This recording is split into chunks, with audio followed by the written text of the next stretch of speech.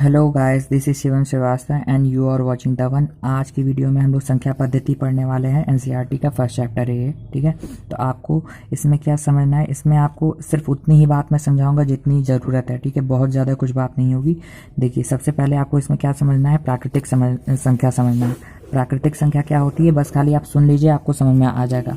प्राकृतिक संख्या क्या होती है, प्राकृतिक संख्या। देखिए, प्राकृतिक संख्या जो होती है वो होती है, हम लोग कहाँ से शुरू करते हैं। अगर मान लीजिए आपके सामने 3 चेयर रखी हुई है, यानी कि 3 कुर्सी रखी हुई है, तो आप कहाँ से गिनना शुरू करेंगे। हम कहेंगे अगर इन 3 कुर्सियों को गिन करके बताओ, तो आप कैसे गिनेंगे। सबसे पहला नंबर आप क्या लेंगे, 1 ना, 1, फिर क्या लेंगे, फिर 2, फिर क्या लेंगे, फिर 3। यानी कि क्या मतलब हुआ, इसका मतलब ये हुआ कि प्राकृतिक संख्या, प्राकृतिक तरीके से हम लोग पहले कौन सी गिनती से शुरू करते हैं, वो होती है 1। इसलिए प्राकृतिक संख्या क्या होती है, 1 से शुरू होती है, ठीक है। तो प्राकृतिक संख्या क्या होती है, 1, 2, 3, 4 से जितनी संख्याएं हैं सब क्या हो जाएंगी, प्राकृतिक संख्या है, ठीक है। और उसके बाद फिर पूर्ण संख्या क्या होती है। देखिए, पूर्ण संख्याएं जो होती हैं, हमें खाली 1, 2, 3, 4 से मिल करके ही सारी संख्या बनी होती है क्या। 1 से लेकर के 9 तक की संख्याओं से तो पूरी संख्या बन नहीं जाती है। जैसे ही 10 हम लोग लिखते हैं तो उसमें एक और चीज़ आ जाती है, वो क्या होती है, 0।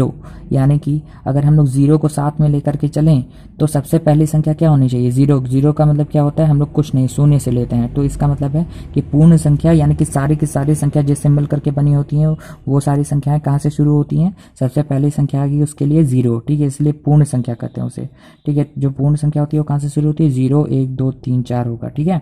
तो वो कहाँ से, जितनी संख्याएं हैं सब मिल करके पूर्ण संख्या होगी। तो प्राकृतिक संख्या कहाँ से शुरू होती है, जहाँ से हम लोग गिनना शुरू करते हैं 1 से। और पूर्ण संख्या क्या होती है, वहाँ से शुरू होती है जैसे 0।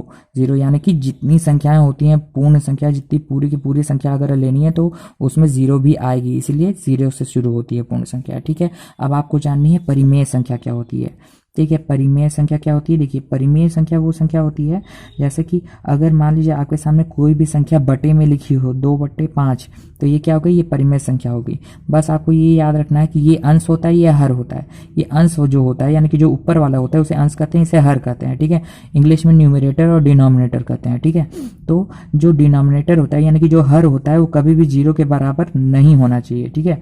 तो अब देखिए, और एक बात और समझिए, यहाँ पे मान लीजिए अगर कहीं लिखा हुआ है क्या, 24 लिखा हुआ है, मान लीजिए, ठीक है। मान लीजिए 24 लिखा हुआ है कहीं, तो इसको, ये भी एक परिमेय संख्या है। या 2 लिखा हुआ है, ये भी एक परिमेय संख्या है। कब हो जाएगी ये परिमेय संख्या, जब हम लोग इसके बटे में क्या ले लेंगे, 1 ले लेंगे, ठीक है। 2 लिखा है, इसके बटे में अगर 1 ले लें तो ये क्या हो जाएगा, ये परिमेय संख्या हो जाएगी। और हम लोग किसी भी संख्या के बटे में 1 ले सकते हैं, क्यों, क्योंकि जो अंश होता है अगर हम लोग इसका भाग दें, इसका अपॉन, ये बटे का मतलब क्या हुआ, बटे का मतलब भाग से है। इसको हम लोग ये 2/1 भी लिख सकते हैं। लेकिन जब भी 2 का 1 से भाग होगा, 1 से 2 का भाग होगा, आएगा 2 ही, ठीक है। इसीलिए हम लोग किसी की भी संख्या में 1 ले सकते हैं, ठीक है। किसी भी संख्या में के हर में 1 ले सकते हैं। मान लेते हैं कि उसके हर में 1 होगा, क्यों, क्योंकि वही नंबर आता है, ठीक है।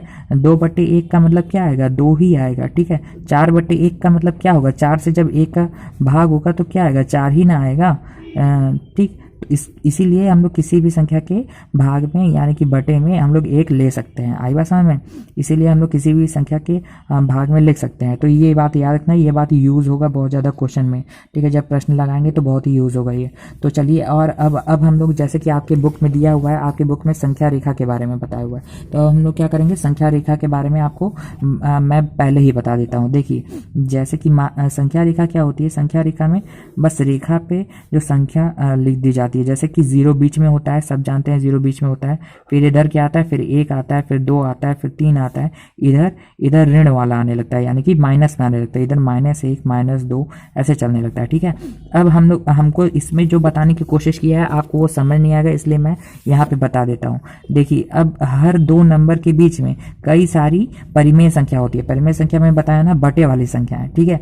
तो वो हम लोग कैसे निकालते हैं, इसके आप ना, जैसे 0 और 1 के बीच में हम लोग को निकालनी है, तो इसके बीच में हम लोग क्या बना लेते हैं, बॉक्स बना लेते हैं। मान लीजिए 1, 2, मान लीजिए हम लोग कितने, 3, तो कितने बॉक्स यहाँ पे दिख रहे हैं आपको, एक ये बॉक्स दिख रहा होगा, दूसरा ये बॉक्स दिख रहा होगा, तीसरा ये दिख रहा होगा, चौथा ये दिख रहा होगा।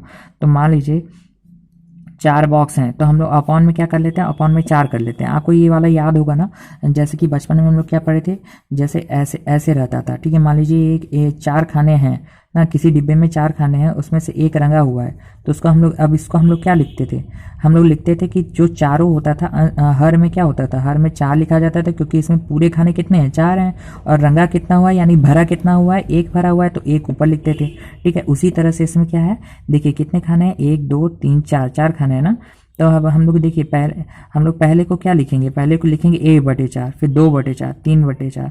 ठीक है, या सॉरी, पहले को लिखेंगे 1/4, ये क्या है 1/4, फिर क्या आएगा 2/4, फिर क्या आएगा 3/4, फिर ये क्या होगा 4/4, और 4/4 को तो 1 लिख सकते हैं ना, 4/4 क्या आया, 1 ही आ रहा है ना।